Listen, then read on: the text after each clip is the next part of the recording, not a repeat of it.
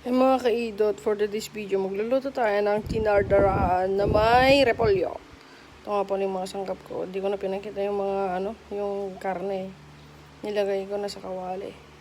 Yan, takpan natin para maluto.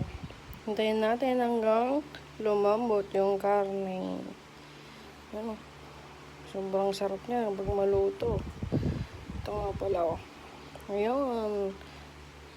Ginawa ko hanggang maging brown. Yan, tapos nilagay ko na yung dugo. Di ko na pinakita eh. Tapos yung repolyo para sumiksik yung lasa doon sa repolyo. Ang tamis kaya niyan pag nilagyan ng repolyo. Ito guys, sobrang sarap niyan. Mapadami yung kain ko mamaya. Yan, subukan nyo din magluto. Yan o, pinikman ko na o.